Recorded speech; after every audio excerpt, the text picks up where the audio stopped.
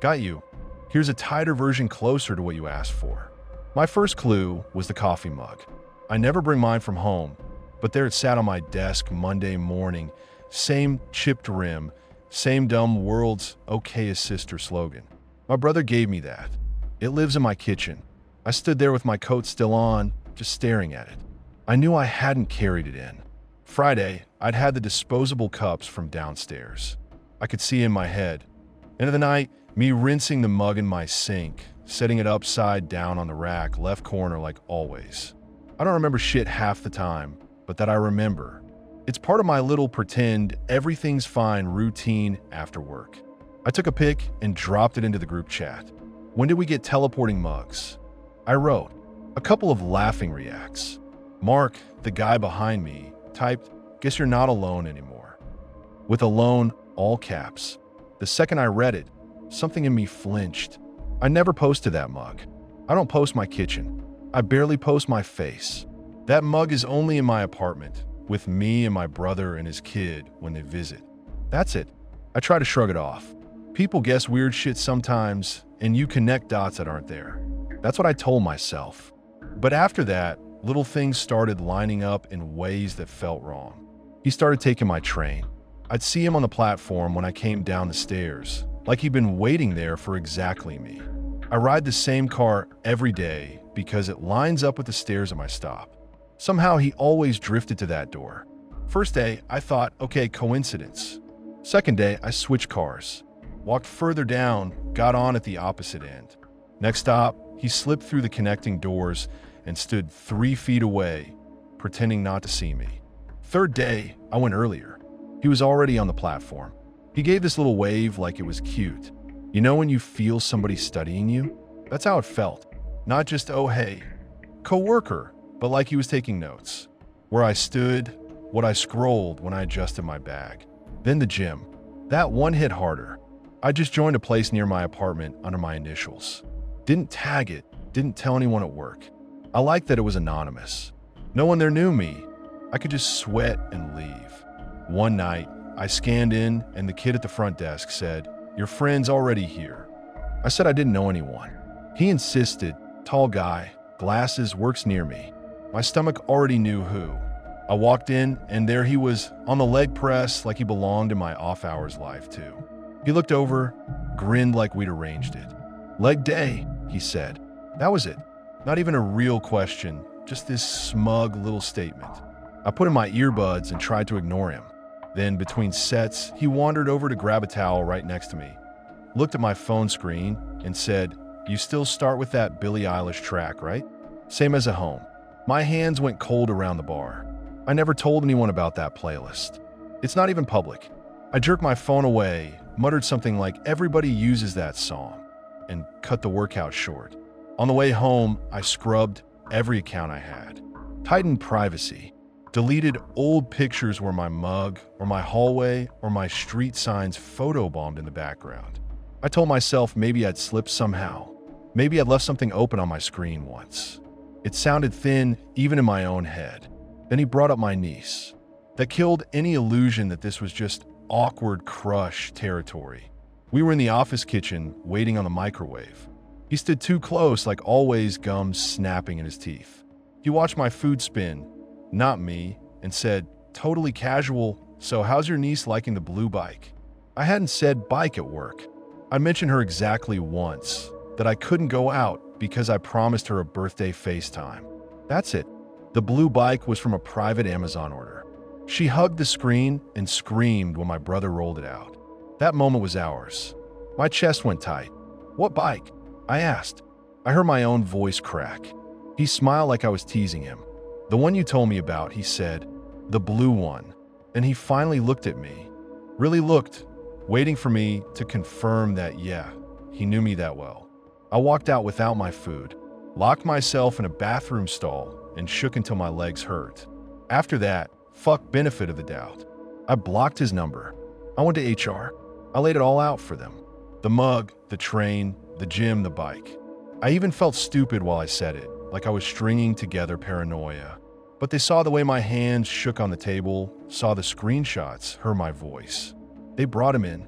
He sat across from me in that little beige room with the respect in the workplace poster. And the second they said concerns, he started crying. Big, wet, messy tears. He kept looking at me, not them, like I'd broken his heart. He called himself socially awkward, said he just cared too much, that he thought we had a connection. Every cliche you've ever heard fell out of his mouth, along with the snot. HR ate it up. They told him his behavior could be misinterpreted. They told me to be mindful of creating tension. They used the word perception a lot. We walked out together. People stared. Someone messaged me asking what I'd done to set him off. So now I was the bitch who made the weird guy cry. And I still had to sit in front of him 8 hours a day. A week later, my front door locked jammed from the inside. I came home with groceries, shoved my key in, and it wouldn't turn. Wouldn't come out. I jiggled, swore, shoved my shoulder against the door like that would help. Nothing. My brain flipped straight to panic. I'm on autopilot when I call maintenance, hands shaking so hard I almost dropped my phone. The guy comes up with his toolkit, all annoyed, and starts taking the lock apart. "Here's your problem," he says, and holds up a broken key with our company logo stamped on the head. Everything went quiet in my head. Company logo. At my apartment. Inside my lock. He asked if I lost one. I said no. Took the piece from him.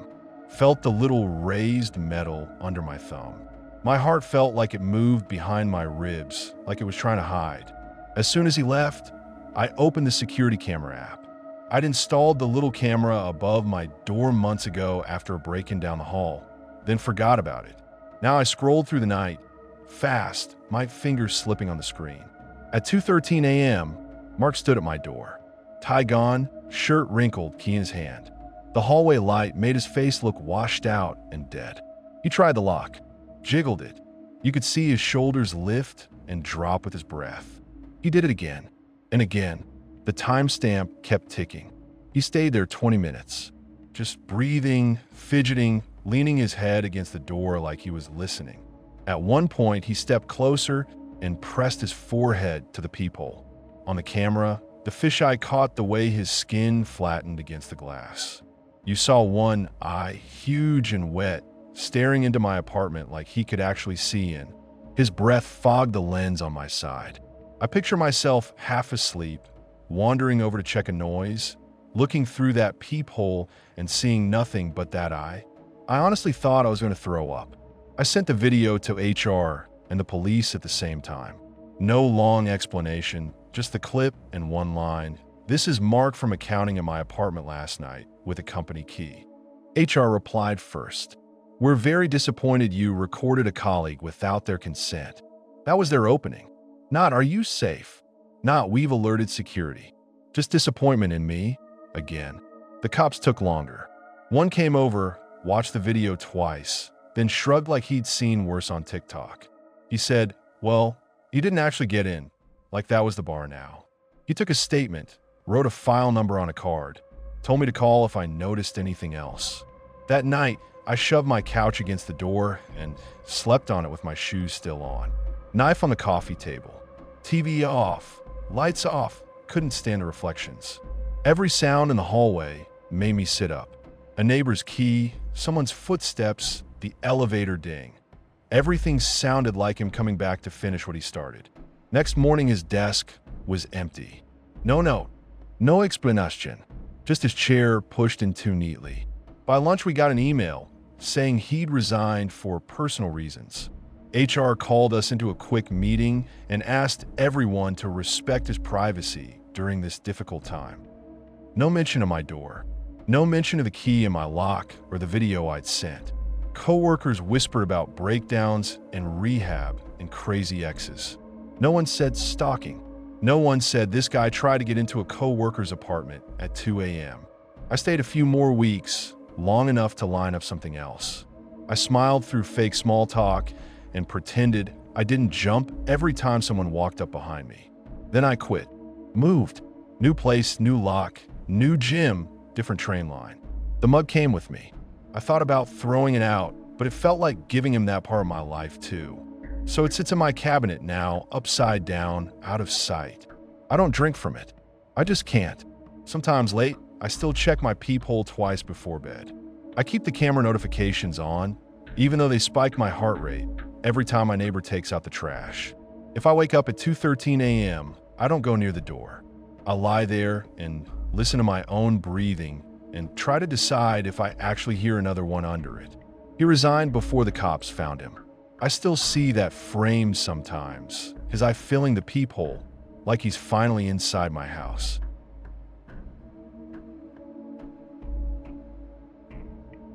Every mistake on my projects had my name on it, but the fingerprints were his. That's the part that keeps looping in my head when I wake up at 3 a.m. with my jaw clenched and my heart punching my ribs.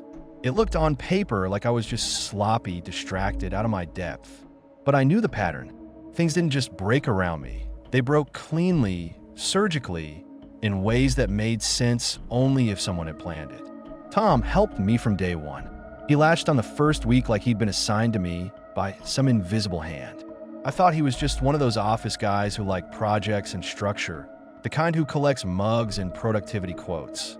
He rewrote my emails to sound more confident, hovered behind me while I typed, pointing out tone issues.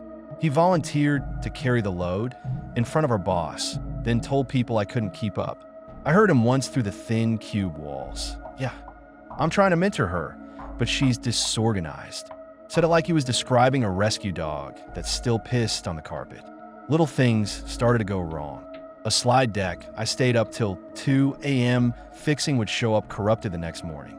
A spreadsheet I knew I'd double-checked suddenly had numbers swapped, formulas broken. At first I blamed myself. I didn't sleep enough, drank too much coffee, kept replaying my mistakes. Maybe I hit delete. Maybe I didn't save.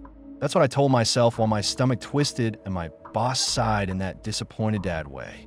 Then I noticed the timing. Key files vanished from the shared drive only when I owned the task. Only when I'd said out loud in the open office, okay, I'll upload the final version.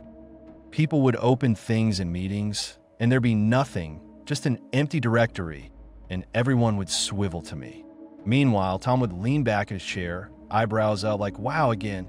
Meeting invites somehow excluded me, but not him. I'd hear a muffled laugh in the conference room. Check my calendar, see nothing, then an email would ping. We're waiting for you. I'd sprint down the hall, breathless, sweat prickling under my shirt, while he already sat at the table with handouts. His handouts, my work. He'd pass them out with that neutral face, like he didn't care whose name was on the front slide. Everyone saw his hand doing the giving. My name was just text. I started doubting my own memory. I'd stare at my sent folder, counting emails, counting attachments, counting clicks. I'd walk home, replaying whole days, try to find the moment where I supposedly dropped the ball. I stopped going out after work, stopped answering friends. Every conversation came back to him somehow, and I sounded obsessed, crazy, so I just shut up. Easier to be alone with the paranoia than to watch people's eyes glaze over. I started documenting everything. Screenshots, timestamps. I took photos of my own screen with my phone in case something changed. I saved drafts with weird names and hid them in nested folders. I wrote down the exact time I hit send on email and compared it to when people said they never got it. I caught him once. He remote accessed my computer from IT under the guise of fixing an update, then dragged a folder into the recycle bin while chatting about weekend plans.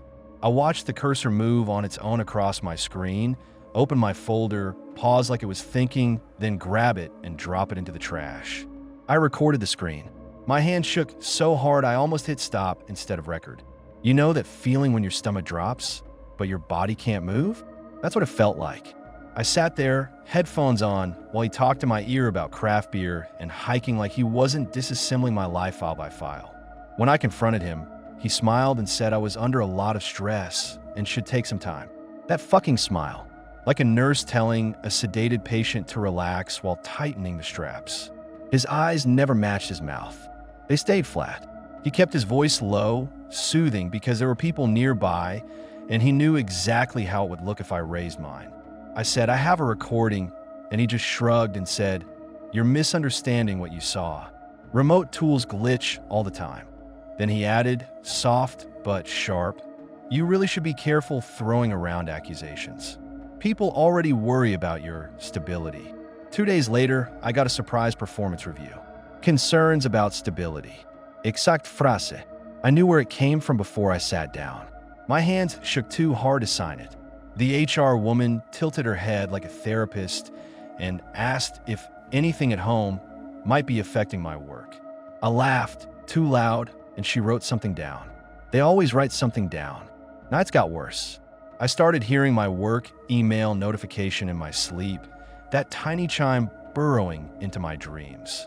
I'd wake and check my phone at 3:27 a.m. like clockwork, convinced he'd sent something, changed something. I put tape over my laptop camera. I unplugged it when I wasn't using it. Sometimes when the screen was dark, I'd swear I saw the faintest flicker like someone on the other end pinged it and then backed off. The office turned into a game board, and he was always 3 moves ahead. I'd leave a sticky note on my monitor, come back from the bathroom, and it would be gone. My chair height changed. My pens shifted sides. All stupid little things, nothing anyone would take seriously, but enough to make you feel like your life isn't entirely yours anymore. Like someone's walking through your living room when you're at the store, nudging photos a millimeter to the left. One night, I stayed late, too tired to drive home, just staring at code that might as well have been hieroglyphics.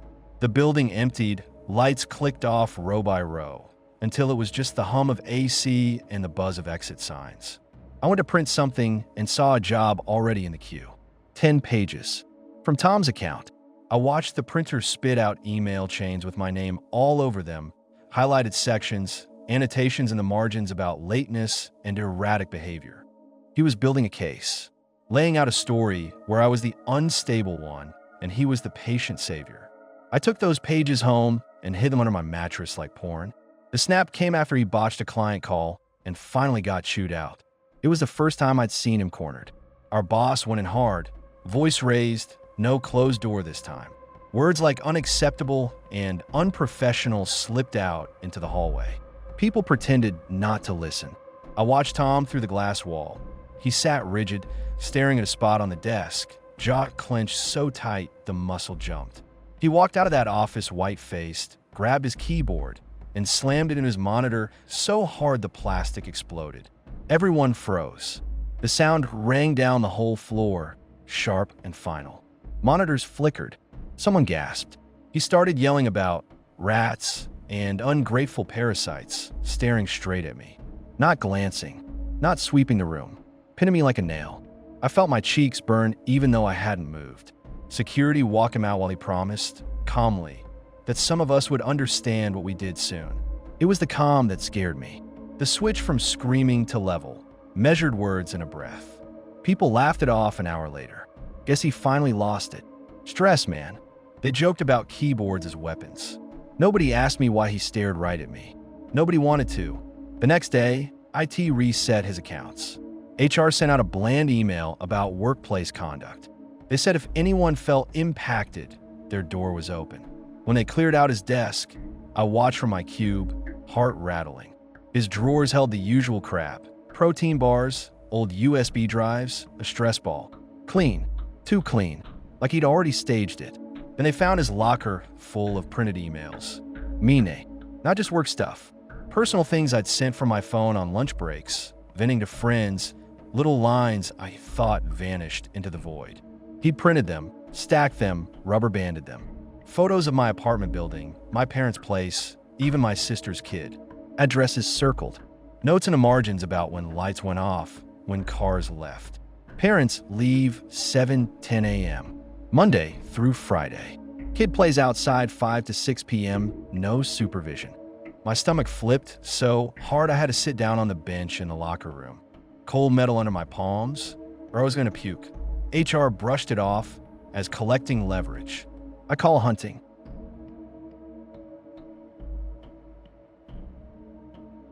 Business trip from hell started with the seating chart. Our manager shoved me next to Eric on the red eye because you two never mingle. I'd spent a year dodging his shoulder squeezes and jokes about how I clean up nice for a spreadsheet goblin. By then, everyone already knew his deal. In the office, he played the harmless clown, the donut guy, the one who just jokes like that. At happy hours, he turned into this sloppy frat king who needed to know who was single, who was fun. I'd already filed a quiet complaint to HR about him cornering me at the Christmas party and asking if I'd ever done it in an elevator. They logged it and said they'd monitor patterns like my fear was a metric, not a warning. On the plane, he ordered doubles before we even took off and asked about my last breakup, my birth control, my type. Knee pressed against mine, breath sour with whiskey. I put in headphones. Didn't matter. He typed questions on his phone and angled the screen at me like a fucked up game show. Your type: A, tall, B, older, C, your boss. The guy in the aisle seat glanced once, saw the screen, then shut his eyes and pretended to sleep. Nobody wants to be the one to say something. I kept telling myself, just get through the flight. Land, hotel, separate floors, deadbolt done. This trip was supposed to be a reward for hitting our numbers. 3 days of meetings and team bonding. Hotel check-in made it worse. We'd all requested separate floors. I'd emailed twice. I swiped my key card. Room 814. Eric swiped his 816. Doors facing each other. Last rooms at the end of a dead hallway. He grinned like he'd won. I asked the woman at the front desk if there were any other rooms. She clicked around and said the hotel was fully booked with some medical convention. Said she could comp breakfast. Our manager behind me laughed and said, "You'll survive. It's not like you're sharing." We weren't even separated. Our peepholes basically lined up. That night, I wedged a chair under my door and tried to sleep. I checked the lock 3 times, checked the closet and the shower, studied the emergency exit map on the back of the door until I knew the route to the stairwell by heart. My brain kept replaying the way he'd watched me down that hallway, standing by his door, keys dangling, eyes glued to my back. Around midnight, his door clicked. The sound cut through the air unit and the TV hiss I'd left on. Soft knock on mine. I stayed silent. The knock came again, harder. Then the handle jerked once, twice like he tested the lock. The chair scraped and my stomach dropped. I could hear his breathing through the crack and every hair on my arms lifted. He muttered through the door, slurry but mean. Called me a tease, said, "You're not that special." Promised nobody would hear this far down. I hated that part of me, still worried about being rude, about making it awkward tomorrow. I dialed the front desk with shaking hands. They put me on hold. On fucking hold. Cheap piano music played while he banged on my door like he owned the whole floor. He stopped talking and just hit the door again and again, this ugly rhythm that made the peephole buzz. I slid off the bed and sat on the carpet on the far side. Phone jammed to my ear, listening to hold music and my own heart and his fists all blur together. In my head, I walked through what would happen if the lock failed. Scream, run for the stairwell, hope someone opened a door before he shut it. Then it all cut off. No more pounding. No more voice. After a long minute, I heard his door open again, then slower steps down the hall. Fire exit creaked. Silence settled back in like a weight. The clerk finally picked up. All I managed was, "Someone just tried my door and my room number." She asked if I wanted security to swing by. Swing by, like a drunk man threatening me at midnight, was just a noise issue. I didn't sleep. I kept the lamp on and watched the line of light under the door. Every shift in brightness made my heart sprint. At 3 a.m., I checked the peephole and saw nothing but the opposite door, 816, staring back like it knew my name. Next morning, he acted hungover and innocent in the lobby. Sunglasses, big yawn, fake sheepish grin when someone teased him about late-night adventures. He looked right at me over his coffee cup and smirked, like we shared some secret. I pulled our manager aside and told her everything in clipped, shaking sentences. "You know he jokes when he drinks," she said, rolling her eyes. I told her it wasn't a joke. I repeated his words. I told her he tried the handle. She told me not to escalate things in front of clients and said we all had to manage personalities if we wanted to move up. Office code 4. He makes the money. I make spreadsheets. Back home, I send HR a detailed email. Dates, flight number, hotel, times. They booked a quick video call. They said words like intent and miscommunication and alcohol policy. They asked why I hadn't called security sooner, why I hadn't recorded it. They suggested mediation. With him, in a room, together. I closed the laptop and stared at my own reflection in the black screen until my eyes blurred. After that, he backed off the touching but turned up the other crap. Petty emails, copied managers, comments about me not liking to travel much in staff meetings. Every new client trip that came up, he'd volunteer both of us like we were a bundle deal. I learned how to be unavailable, overallocated, critical to other work streams. It pissed him off. I saw it in how tight he smiled at me in the hallway. 2 months later, I heard a new intern quit after 1 week because someone followed her to her car 3 nights in a row and whispered under the streetlights. I didn't have to ask who. I'd seen him leaning over her desk that first day, explaining something on her screen with his arm practically around her chair. Guess who sat 2 cubes from her? I stopped traveling for work after that. I'd rather tank my career than share another hallway with that piece of shit.